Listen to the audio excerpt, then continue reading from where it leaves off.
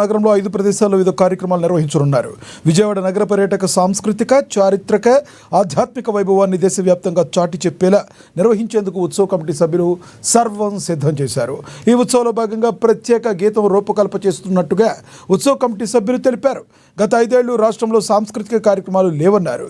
విజయవాడ ఉత్సవంతో దుర్గమ్మ శోభ తగ్గదని తెలిపారు. ఎలాంటి లాభాపేక్ష లేకుండా కార్యక్రమం నిర్వహిస్తున్నట్లుగా పేర్కొన్నారు.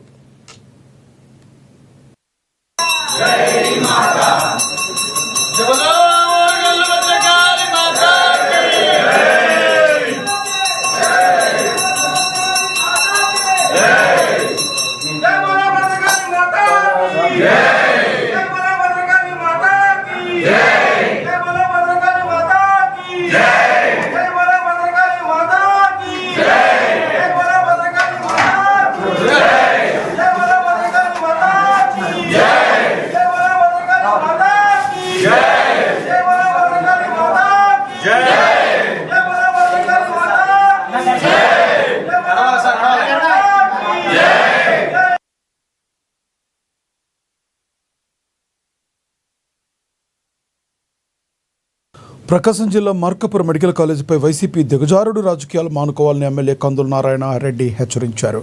కాని పనులకు అబద్ధపు ప్రచారాలు చేయడం వైసీపీ నాయకులకే సాధ్యమని వారు ఎద్దేవా చేశారు. ఈ నేపథ్యంలో మార్కాపురం టు ఒంగోలు జాతీయ రహదారి నుండి ర్యాలీగా బయలుదేరారు. గత ప్రభుత్వ మెడికల్ కాలేజీలకు ఎంత ఖర్చు చేశారో అంకెలతో సహా లెక్కలున్నాయన్నారు. అయితే వైసీపీ నాయకులు 80% పైగా పూర్తి చేశామని నిరసన చేపట్టడం హాస్యాస్పదంగా ఉందని కందుల నారాయణ రెడ్డి విమర్శించారు.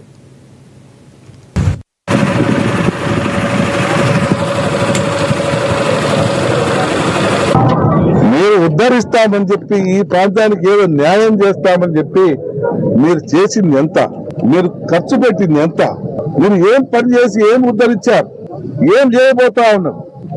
2026 పూర్తి చేస్తున్నాం, నీళ్ళు ఇస్తున్నాం. ఈ ప్రాంత ప్రజల ఆశలలో గుండెలలో వెలుగులు నింపబోతా ఉన్నాం.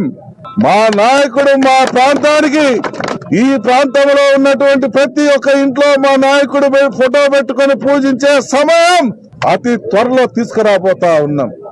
జిల్లా ఏమైందయ్యా, ఎందుకు మాట్లాడలేదయ్యా? మీరు అంత ప్రేమగా ఆరిపోతుంది మీకు. జిల్లా ఇస్తే ఏమయ్యా నష్టము? జిల్లా ఇప్పించింటే ఎందుకు మీకు జేజేలు కొట్టేవాళ్ళు కదా? మీకు అసలు ఓటు అడిగేదానికి ప్రజల దగ్గరికి పోయేదానికి ఏ రకంగా ముఖం పెట్టుకొని ప్రజలకు ఆడిపోతుండయ్యా? మీకు ఇంకా సిగ్గనిపించడం లేదా?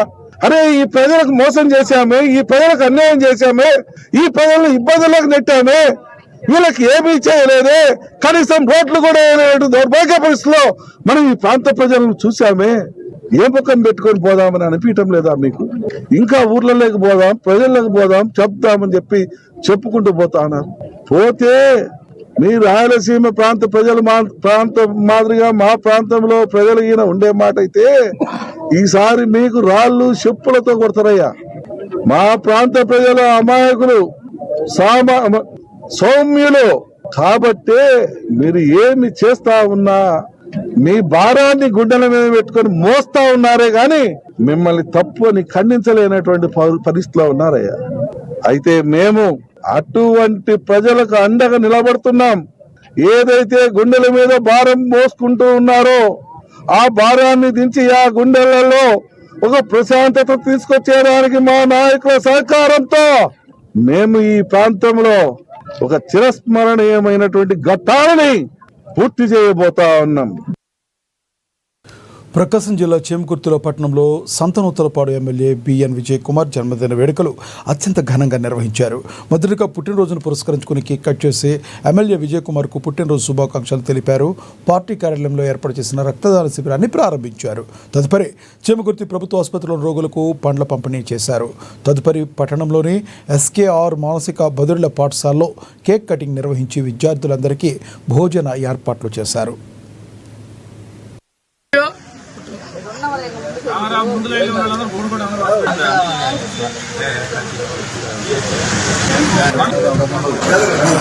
ఈ కార్యక్రమం కోరుకుంటూ సెలవు.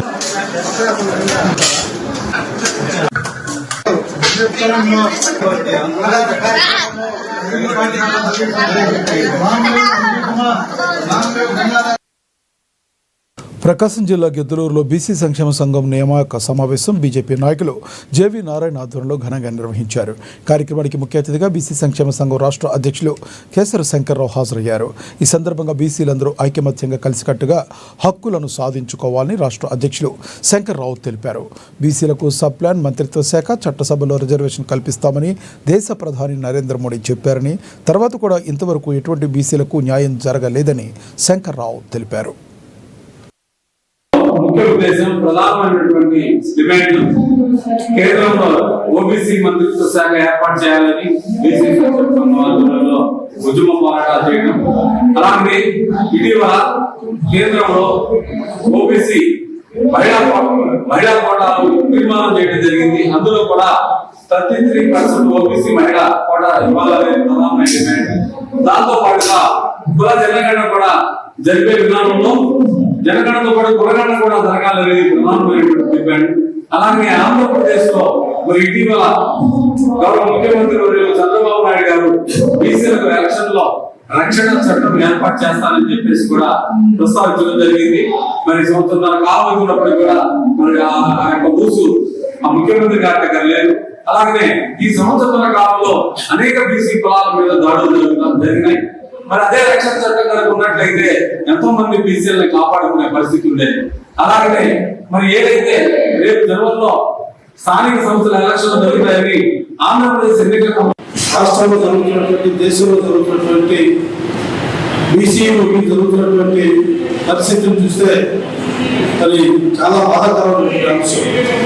ఎందుకంటే కేవలంగా నరేంద్ర మోడీ గారు ఒక ఓబీసీగా ఈ దేశాన్ని 3 దఫాలుగా ప్రజలు ఎన్నుకున్నారు. నరేంద్ర మోడీ గారిని మేము ఒకటి అడుగుతా ఉన్నాం. ఢిల్లీ నుంచి ఢిల్లీ వరకు అనేక ఉద్యమాలు, అనేక పోరాటాలు చేసిన తదుపరి కాంగ్రెస్ ప్రభుత్వం కూడా మేము కూడా ఈ భారతదేశంలో కులగణాంకాలు చేస్తాం, చట్టసభలో బీసీకి రిజర్వేషన్ కల్పిస్తాం, బీసీ మంత్రిత్వ శాఖను పెడతాం, మరి అదేవిధంగా బీసీ సప్లాన్ కూడా ఏర్పాటు చేస్తా ఉండేటువంటి పరిస్థితికి వచ్చిందాక కూడా నరేంద్ర మోడీ గారు ఎన్డీఏ కూటమి మరి ఇప్పుడు కూడా స్పందించలేనటువంటి పరిస్థితి. ఈ రోజున నరేంద్ర మోడీ గారు ఆనాడు బ్రిటిష్ వారు ఉన్న టైంలో కులగణాంకాలు లెక్కించడం తప్ప ఇంతవరకు ఆ దాఖలా చూసినట్టు పరిస్థితి ఎక్కడా కనపడలేదు. ఈ రోజున వాళ్ళు న్యాయస్థానం కూడా 50% సీలింగ్ మించకూడదనుకున్నారు. రిజర్వేషన్ పెంచు మెయిన్గా బీసీ కేటగిరీలో ఉన్న కమ్యూనిటీస్ అందరూ ఎవరైతే ఉన్నారో వాళ్ళందరికీ కావాల్సిన మినిమం రిజర్వేషన్ కూడా ఉంది అనేంత వరకే, అది పేపర్ నోట్ వరకే పరిమితమైంది. దానికి కావాల్సిన యాక్ట్ ఏదైతే ఉందో అది అందరికీ వాళ్ళ ఎలిజిబిలిటీని బట్టి, వాళ్ళ క్యాపబిలిటీని బట్టి వాళ్ళకి జాబ్లు వస్తున్నాయని, కానీ వాళ్ళకి వితౌట్ రెఫరెన్స్ ఇక్కడ కూడా వాళ్ళకి కావాల్సిన స్టడీని బట్టి, వాళ్ళ పర్సెంటేజ్ని బట్టి జాబ్స్ అయితే రావట్లేదు. దీనికోసమనే మా పోరాటం అనేది సాగిస్తున్నాము.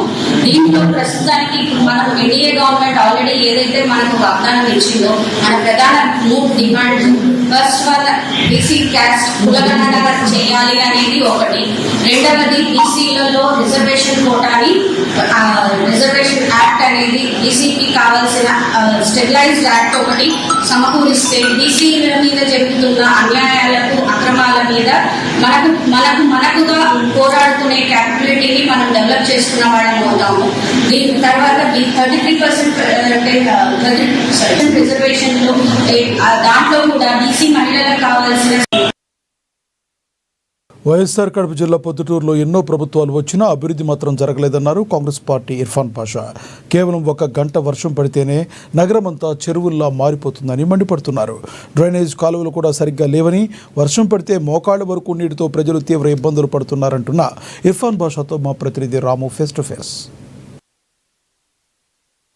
పార్టీ ఇన్ఛార్జ్ ఇర్ఫాన్ పాషా మనతో ఉన్నారు. ఆయన అడిగి కొన్ని విషయాలు తెలుసుకునే ప్రయత్నం చేస్తాం. చెప్పడన్నా, ఈ పొద్దుటూరు నగరంలో అనేక ప్రభుత్వాలు పాలకులు ఇక్కడ ప్రభుత్వం వచ్చింది. ఈ పొద్దుటూరు నియోజకవర్గంలో ఎలాంటి అభివృద్ధి జరిగింది?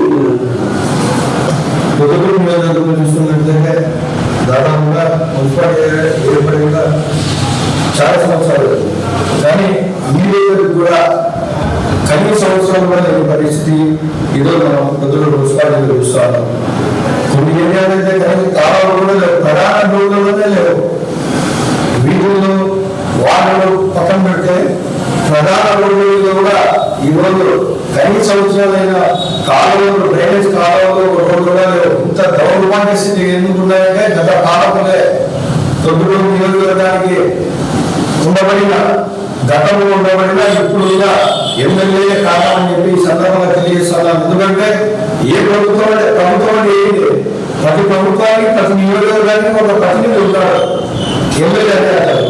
ఆ ఎమ్మెల్యే తన నియోజకవర్గానికి ఏం కావాలి, అభివృద్ధికి ఏం కావాలని చెప్పేసి ఆయన పట్టించుకోవాలి. పరిచి ఈరోజు ఇంత దౌర్భాగ్య స్థితి తీసుకొచ్చారంటే దీని అన్నిటికి కారణం గతంలో ఉండబడిన ఎమ్మెల్యేలు, ఈ రోజు ఉండబడిన ఎమ్మెల్యే. రాత్రి చిన్న వర్షం పడింది, నగరమంతా చెరువులో కనిపిస్తుంది. దీనికి ప్రధాన కారణం ఏంటంటే ఖచ్చితంగా చెప్పచ్చు. ఈరోజు ఒక డ్రైనేజ్ సిస్టమ్ లేవు, గుంటూరులో కాలువలు లేవు, మెయిన్ ఛానల్స్ లేవు, వీధుల్లో చిన్న సందుల్లో కాలువలు లేవు, కనెక్టివిటీ లేవు, రోడ్లు సరిగా లేవు. అందువల్ల ఈరోజు ఇంత దౌర్భాగ్యమైన స్థితిలో పొద్దుటూరు మున్సిపాలిటీ ఉంది. ప్రజలైతే మురికి నీళ్ళలో వెళ్ళాల్సిన దుస్థితి ఈరోజు ఏర్పడింది. చూసుకున్నట్లయితే ఒక సిస్టమ్ లేదు, ఎక్కడికి వెళ్తాయి ఇల్లు, రోడ్డు ఇన్నుంటే ఎవరు ఉండదు, అవును ఉంటే ఇన్ను ఉండదు. రోడ్ల పక్కన ఎక్కడ వేసుకుంటారు, వాళ్ళ స్వలాభం కోసం కొన్ని మీటర్లు వేసుకుంటారు, 10 లక్షల 20 లక్షల అని చెప్పి దాంట్లో వాళ్ళు సొమ్ము చేసుకుంటారు, అంత కార్యక్రమం చేస్తారు. ఒక కాలం వేసినప్పుడు దీనికి ఇన్ఫ్లో ఎక్కడి నుంచి ఉంది, అవుట్ఫ్లో ఎక్కడి నుంచి ఉంది అని ఒక పక్క ప్రణాళికలు చేయాలి. వాస్తవంగా చెప్పాలంటే గత 50-40 సంవత్సరాల నుంచి పొద్దుటూరులో ఉండబడిన ఎమ్మెల్యేలు ఇంతవరకు పారిశుద్ధ్యం గురించి పట్టించుకోలేదు. వారు కేవలం వారి స్వలాభం కోసం ఎమ్మెల్యేలు అవ్వాలనే ఆశలోనే వారు ఈరోజు పదవిలో ఉన్నారు తప్పనిచ్చే పొద్దుటూరు నియోజకవర్గానికి అభివృద్ధి చేయాలనే ఆకాంక్ష వాళ్ళకి లేదు. ఎందుకంటే మనం చూస్తానే ఉన్నాం. ఉదాహరణ, గతంలో పరిపాలించిన నాయకులు ఎలా పరిపాలించాలని చూడడానికి ఇది ఒక రిపోర్ట్ కార్డ్. పొద్దుటూరుకు వస్తే రిపోర్ట్ కార్డ్ అనేది తెలుస్తుంది. ఈరోజు ఈ జలపాతం అవ్వడానికి కారణం లేకపోవడం వల్లే ఈరోజు చూసుకుంటే ఈ మోటార్లో నీళ్ళు వస్తున్నాయి. ఈరోజు తెలంగాణ వర్షం పడింది, మోటార్ల పైన వచ్చినాయి నీళ్ళు. ఈరోజు ఎందుకు చూస్తుంది, ఎందుకంటే ఒక సిస్టమ్ లేదు. ఈ డ్రైనేజ్లో కాలంలో ఉండబడిన ఈ నీళ్ళని బయటకు వచ్చేసి మోటార్లకు వచ్చి ఇంత అసౌకర్యానికి గురి చేస్తున్నారు. ఇదే ఒక ప్రత్యక్ష ఉదాహరణ. వాళ్ళు గతంలో ఉండబడిన ఎమ్మెల్యేలు, ఈ రోజు ఎమ్మెల్యే, కూటమి ప్రభుత్వం ఎమ్మెల్యే ఏం చేశారని చెప్పడానికి ఇదే ఉదాహరణ. పొద్దుటూరు నియోజకవర్గంలో మీరు కాంగ్రెస్ పార్టీకి వచ్చినప్పటి నుంచి ప్రజల కోసం అనేక పోరాటాలు, సమస్యలుగా పోరాడినారు. రాబోయే కాలంలో పొద్దుటూరు నియోజకవర్గంలో ప్రజలు కాంగ్రెస్ పార్టీ తరఫున మిమ్మల్ని కోరుకుంటున్నారా? ఖచ్చితంగా అండి. చాలా మంది సీనియర్ నాయకులు కూడా పార్టీలో చేరుతామని చెప్తున్నారు. అలాగే మాజీ కౌన్సిలర్లు కానీ, ప్రెసిడెంట్ కౌన్సిలర్లు కానీ కొంతమంది నూతనంగా పార్టీలో కూడా రావాలనుకుంటున్నారు. తప్పకుండా అందరినీ కలుపుకుంటాం, అందరి సహాయ సహకారాలు తీసుకుంటాం. ప్రజల కోసం అందరితో కలిసి పనిచేసి పొద్దుటూరుని అభివృద్ధి చేసుకుంటాం. ఒక చిన్న వర్షం పడినా కూడా ఊరు మొత్తం చెరువుగా పాపిస్తూ ఉంది. వైసీపీ ప్రభుత్వం 2 సార్లు ఉన్నా, కూటమి ప్రభుత్వం వచ్చినా కూడా పొద్దుటూరులో ఎలాంటి అభివృద్ధి జరగలేదు. ఎమ్మెల్యేలు వాళ్ళ స్వభావం కోసమే సంపాదించుకొని అధికారంలో ఉండడం జరిగింది. ప్రజల కోసం ఎవరు కూడా ప్రయత్నం చేయలేదు. రాబోయే కాలంలో కాంగ్రెస్ పార్టీ నాకు డెవలప్ చేసి ఒక స్మార్ట్ సిటీగా చేస్తామని మనతో పొద్దుటూరు ఇన్ఛార్జి ఇర్ఫాన్ బాషా తెలియజేయడం జరిగింది. కెమెరామెన్ రవితో వైఎం న్యూస్ పొద్దుటూరు కడప జిల్లా రాము. ప్రకాశం జిల్లా దర్శి పురపాలక సంఘం 18వ వార్డు వెలుమురువారి వీధిలో అర్ధరాత్రి కురిసిన వర్షానికి ఎండలోకి నీరు వచ్చి చేరిపోయింది. కొంతమంది గృహాల్లోకి ఎండలోకి వర్షపు నీరు వచ్చి చేరడంతో గృహస్థులు మంచాలపై నుండి కిందకు దిగాలంటే తీవ్ర భయాందోళనకు గురయ్యారు. గృహాల్లోకి నీరు రావడంతో విష సర్పాలు, విష పురుగులు సంచరించాయి. గృహాల్లోకి వర్షపు నీరు రావడంతో ప్రజలు ప్రాణాలను అరచేతిలో పెట్టుకుని బిక్కుబిక్కుమంటూ తెల్లవారుజాము వరకు జాగారం చేశారు. వర్షం నీటిలో తేలికపాటి వస్తువులు నీటిలో తేలాడాయి. సంబంధిత అధికారులు వెంటనే స్పందించి పరిశీలించి జూమ్ కాల్ని పెద్దదిగా తీసి భవిష్యత్తులో గృహాల్లోకి నీరు రాకుండా చూడాలని స్థానిక ప్రజలు వేడుకుంటున్నారు.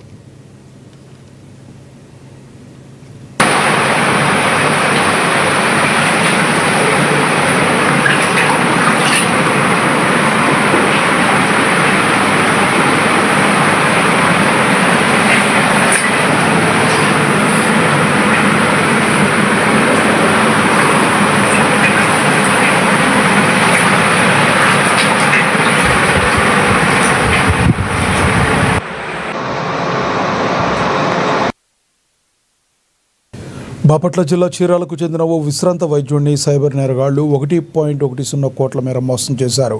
ఈ నెల 11న ఆ డాక్టర్కు గుర్తు తెలియని నెంబర్తో ఓ వ్యక్తి ఫోన్ చేశాడు. మీ ఆధార్ నంబర్తో ఓ సిమ్ తీసుకున్నారని, దాని నుంచి అసభ్యకర సమాచారాన్ని పంపారని, అందుకు మీపై ముంబైలో కేసు నమోదైందని తెలిపాడు. ఈ కేసు నుంచి బయటపడాలంటే మీరు ప్రణయ్ అనే అధికారిని సంప్రదించాలని సూచించాడు. కొద్దిసేపటికి ఆ వైద్యుడికి వీడియో కాల్ చేసి అధికారికంగా పరిచయం చేసుకున్న వ్యక్తి పూర్తిగా కనిపించకుండా మాట్లాడాడు. మీపై మనీ లాండరింగ్ కేసు నమోదైందని వైద్యుడికి చెప్పాడు. ఆ బ్యాంకు ఖాతా మీ ఫోన్ నెంబర్కు లింక్ అయిందన్నాడు. మీరు డబ్బు పంపిస్తే ఆర్బీఐ పరిశీలించి వాటిని వెనక్కి ఇచ్చేస్తుందని నమ్మబలికాడు. దీంతో ఆ వైద్యుడు వారు చెప్పిన ప్రకారం విడతల వారీగా ₹1 కోటి పంపించారు. 2 రోజులకు అదే నెంబర్కు వైద్యుడు ఫోన్ చేయడంతో బ్యాంకు ఖాతాను ఆర్బీఐ పరిశీలించినట్లు ఓ నకిలీ పత్రాన్ని పంపారు. 3 రోజుల క్రితం వైద్యుడు మరో 10 లక్షలు వారికి పంపారు. ఆ తర్వాత నుంచి ఫోన్ స్విచ్ ఆఫ్ కావడంతో తాను మోసపోయానని గ్రహించిన బాధితుడు పోలీసులకు ఫిర్యాదు చేశారు. కేసు చేస్తున్నామని సిఐ చెప్పారు. ఒక అన్నోన్ నెంబర్ నుంచి కాల్ వచ్చి వాళ్ళ పేరు మీద ఇంకొక సిమ్ రిజిస్టర్ అయింది, దాని నుంచి హరాసింగ్ మెసేజెస్, ఇల్లీగల్ థింగ్స్ సంబంధించిన మెసేజ్ పంపిస్తున్నారని చెప్పనేసి ఫోన్ చేసి, తర్వాత మీరు ఈ కేసు నుంచి బయటపడాలంటే అనయనతతో మాట్లాడండి ఆఫీసర్తో, ఆయన సిఐడి ఆఫీసర్ అని చెప్పినట్టు. తర్వాత ఆయనతో మాట్లాడితే ఒక మనీ లాండరింగ్ సంబంధించిన కేసులో మీ అకౌంట్ లింక్ అయింది కాబట్టి మీరు మీ దగ్గర ఉన్నటువంటి అమౌంట్స్ని నేను చెప్పిన అకౌంట్కి పంపిస్తే ఆర్బీఐ వాళ్ళ ద్వారా చెక్ చేయించి ఇష్యూ లేకపోతే మీ అమౌంట్ మీకు వస్తుందని చెప్పనేసి వాళ్ళని భయపెట్టడం జరిగింది. అలాగే వాళ్ళకి ఈ మనీ గురించి మాట్లాడుతున్నంతసేపు వాట్సాప్ కాల్ చేసి, వీడియో కాల్ చేసి ఎవరైతే కాల్ చేశారో వాళ్ళు కనపడకుండా వాళ్ళ బ్యాక్గ్రౌండ్లో ఏదో ఒక పోలీస్ ఆఫీసు కనపడేటట్టు చేయడం జరిగిందని చెప్తున్నారు. అది జరిగిన తర్వాత వాళ్ళు ఆర్బీఐ నుంచి చెక్ చేసినట్టు, దాని నుంచి మళ్ళీ ఎన్ఓసి వచ్చినప్పుడు కూడా వాళ్ళకి సర్టిఫికేట్స్ ఇచ్చారని చెప్పనేసి తెలియపరుస్తూ ఫిర్యాదు చేశారు. దాని మీద మేము కేసు నమోదు చేయడం జరిగింది. వీళ్ళు ఫస్ట్ 11వ తారీఖు ₹1 కోటి పంపించిన తర్వాత మళ్ళీ వీళ్ళ దగ్గర నుంచి అమౌంట్ ఇంకో 10 lakhs రూపీస్ 11వ తారీఖు వేయించుకున్నారు. ఎవరికైనా చెప్తే మళ్ళీ మిమ్మల్ని అరెస్ట్ చేస్తారని చెప్పనేసి భయపెట్టడంతో వాళ్ళు ఎవరికి తెలియపరచుకుంటా ఉండిపోయారు. మేము దీని మీద కేసు కట్టి ఈ అమౌంట్స్ ఎవరికి ఏ అకౌంట్స్ ట్రాన్స్ఫర్ అయినాయి అనే విషయం మొత్తం కూడా విచారణ చేస్తున్నాము. సాధారణ ప్రజలు అందరినీ కూడా మేము కోరేది ఒకటే ఏంటంటే, ఎవరైనా కూడా మీకు తెలియనటువంటి వ్యక్తులు మీకు ఫోన్ చేసి మీ వ్యక్తిగత సమాచారం కానీ, మీ కుటుంబ విషయాల గురించి కానీ, మీ చదువుకు సంబంధించి కానీ, లేదా మీకు ఏదైనా ప్రాపర్టీస్ ఉంటే